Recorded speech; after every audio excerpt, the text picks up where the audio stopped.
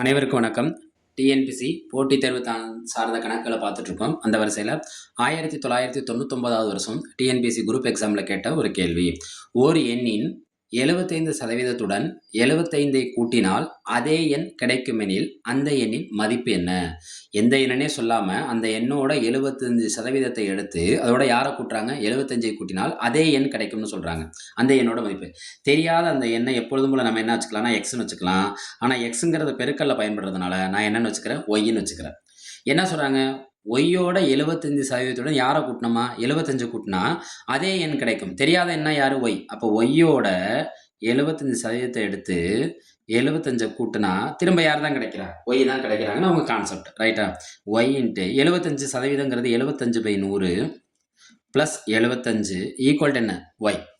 இந்த 75/100 நான் அடிக்கலாமா? 25 வாய்ப்பால் அடிக்கலாமா? 3 25 75 4 25 100. சாரி, 3 25 75 4 25 100. இங்கே மேலே என்ன இருக்குது? 3 ஒய் என்ன பண்ணிட்டு இருக்குன்னா பெருக்கிட்டு இருக்கு.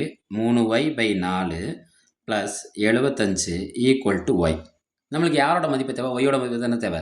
அப்போ இந்த ப்ளஸில் இருக்கிறது அங்கே போனால் என்ன ஆகும்? மைனஸில் ஆகும். அப்போ Y minus 3y/4 equal to இங்கே 75 மட்டும் தனியாக இருக்கும். இப்போ இதுக்கு கீழே யாருமே இல்லைன்னா எந்த நம்பர் இருக்கதா அர்த்தம்? 1ங்கிற நம்பர் இருக்கதா அர்த்தம். இடையில ப்ளஸோ மைனஸோ இருந்தால் பின்னங்களில் 2 நம்பர் இருந்து இடையில ப்ளஸ்ஸாக இருந்தாலும் சரி மைனஸாக இருந்தாலும் சரி குறுக்க பெருக்கணும், அவங்களையும் பெருக்கணும். இப்போ பெருக்குங்க. 4 ஒய்யையும் பெருக்குங்க. 4y ஓர் 3 3y டிவைடட் பை ஓர் 4 4 ஈக்குவல் டு என்ன கிடைக்கும்? 75.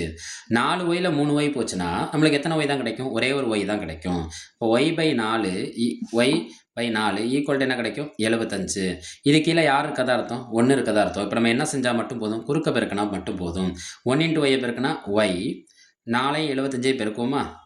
4 75 எவ்வளோ கிடைக்கும் நம்மளுக்கு பாருங்கள்? 4 75. 2 75 சேர்ந்தா 150. இன்னொரு 2 75 சேர்ந்தா 150. இந்த 150 150 சேர்ந்தா நம்மளுக்கு என்ன கிடைக்குன்னா 300. ஒய்ங்கிறது யார்? இங்கே நம்ம யாரை ஒய்ன்னு எடுத்து வச்சுருக்கோம்? அந்த எண்ணை தான் நம்ம என்னென்னு எடுத்து வச்சுருக்கோம்? ஒய். அப்போ இதுக்கான விடைங்கிறது ஆப்ஷன் டி 300. இதுக்கான விடை என்ன? Option D 300. அனைவருக்கும் நன்றி.